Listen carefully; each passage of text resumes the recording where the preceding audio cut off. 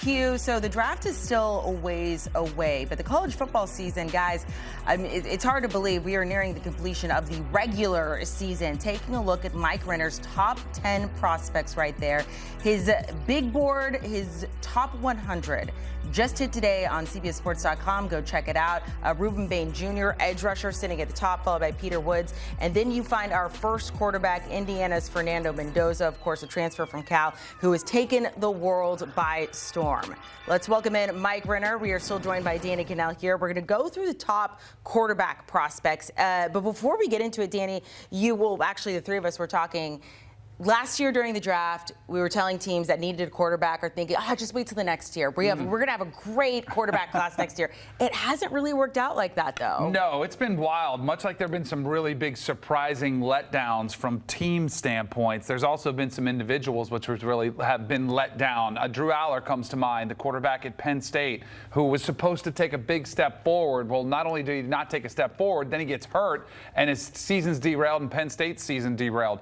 Cade Klubnik at Clemson, supposed to be a great year for him returning. Could he take that next step and take Clemson to a national championship? It kind of falls off the rails for him. And then there have been several quarterbacks that I was very skeptical of, guys that had only played probably 4 or 5 games of good football, but it was okay. We've seen some flashes. Can they do it for an entire season? Guys like the Norris Sellers and DJ Lagway, and ultimately they fell short of some of those lofty expectations. So it's not too shocking, though. It is very hard to predict who's going to be great, who's going to fall on their face. It's just impossible to predict who's going to be good or not. Yeah.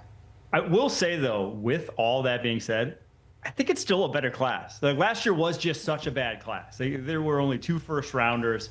I think we would see more this year if all the guys declare, but I think that's the biggest thing. And the most unique thing with this college football landscape is even some of these guys we're going to talk about, they have eligibility. And if they're not assured to be a top 3 pick, they might come back to school. So we might be talking about a few guys who could be first rounders, but when it's all said and done, we might have a lot of these guys still come back to school, and it may only be one guy at the end of the day. Okay, so let's dive into your top quarterbacks, and we're going to start with Fernando Mendoza at Indiana. Obviously, they've had a phenomenal season, and I'll tell you what, the guys on the Cover 3 podcast, before the season began, they sold me on him.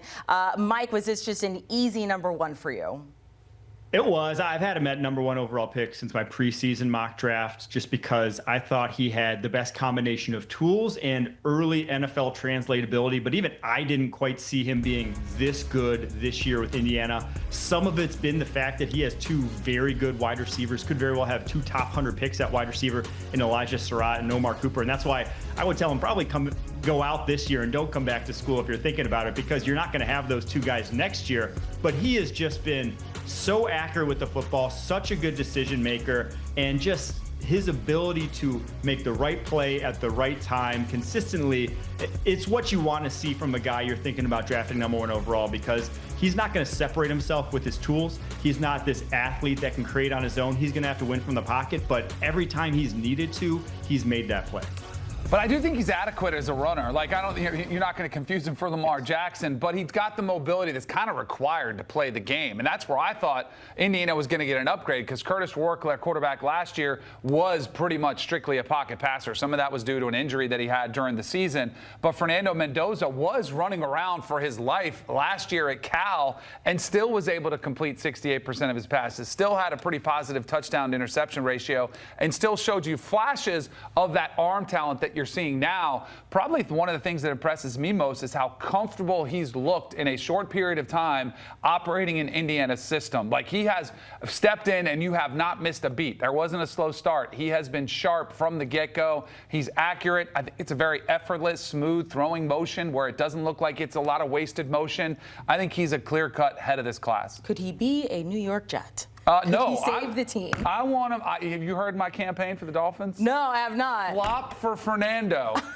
You don't tank for Tua. You flop for Fernando so you can get the kid from Miami to be your next quarterback. All right, I like that. I think it'll catch on, given the way the Dolphin season is gone. Let's look at the next couple of quarterbacks. Mike, you have Ty Simpson from Alabama ahead of Dante Moore, the quarterback at Oregon. How close are these, and why does Ty get the jump? They're very close. They're back-to-back on my board, actually. I kind of punted by putting them there. But to me, Simpson's just the more polished of the two, which makes sense. He's been in college longer. He's 22 years old, about to turn 23 in December. So he is the elder of the two. But I can't believe this is only his first year as a starter, because he looks like a guy who, what I thought we'd see maybe Cade Klubnik look like this year, who just every single year should be getting that progression to look like a polished NFL quarterback. That's what Simpson looks like, and he only has 8 games of starting under his belt. The guy just, between his footwork, between his decision-making, it's all there. You see the 22-to-1 touchdown to interception ratio. I am just floored with how well this guy's taken care of the football, given that he's really faced a gauntlet of a schedule and is going to down the stretch. So he'll get every chance to prove himself that he could be the number 1 overall guy in this class. It's going to be tough given 1 year of starting under his belt, but he really has passed every single test to date outside of that week 1 first game of the season against FSU. Yeah, I had my doubts about Ty Simpson. I was wondering, how come you couldn't beat out Jalen Milroe? How come you haven't started early in your career? But what a testament to being patient and just waiting your opportunity. And then when it comes, of absolutely smashing it out of the park. The thing that's impressed me most, and you kind of hit on some of it as well, was the competition that he's playing against, but also his offensive line has not been great. He's thrown in a lot of tight pockets where there's not a lot of room to operate, and yet he still stands firm in the pocket, stares the defense in the face, and just rips it downfield. And the vertical pass game, up the vertical seams, those inside seam routes, even outside seam routes, he has been really, really sharp with those. Very accurate and throwing in high leverage situations, because Alabama, as you mentioned, their schedule's been tough. They've been in some tight ball games where he's needed to step up, and he has been absolutely phenomenal. I totally agree. I think he's played himself into this conversation.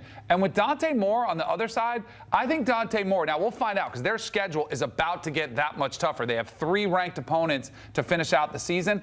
I almost personally feel like he could benefit from another year at Oregon, kind of developing from what we've seen. It's a little bit raw. He is special talent-wise, but I just wonder, and he might blow us all away in this end of this regular season and just slam the door on any of it. But it's been a little bit up and down. I'd like to see a little bit more consistency, because I do think he could use another year at Oregon. Okay, and maybe that's what you guys think about this next guy, Lenora Sellers.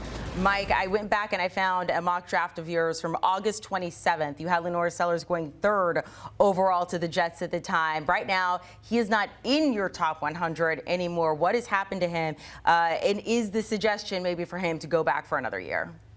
He just hasn't shown much in the way of development. I think he could still go number 3 overall, but just not this year. It might be 2027 when the Jets have 3 first-rounders that they're picking them then. But the biggest issue with me is the sacks. He has taken sacks on 11.3% of his dropbacks, not pressured dropbacks, just total dropbacks. For comparison, Shedeur Sanders, his worst season was 9.3%. So far and away worse than the guy who everyone worried about, could he do it at the next level? So that's my problem with Sellers. That has to change before he can come out to the NFL. Yeah, he's an uber-talented young man, raw skill set, but I also think he was hurt by a new offensive coordinator this year. He lost his offensive coordinator last year. They've already fired a couple coaches up front and the offensive coordinator at South Carolina. So I get some of it. It hasn't worked out statistically, and he has taken a lot of stacks, but some of this is not all on Lenora Sellers' shoulders. But I do agree. I think he should go somewhere and try to get 1 more year of development in college. It's going to be interesting to see what happens with these quarterbacks, especially toward the end of the season. Mike, we appreciate it. Once again, you can find his entire article, the top 100, on CBSSports.com. Also, make sure to tune in with the first pick. They talk, yes, the NFL, but come draft season, it is all about the draft.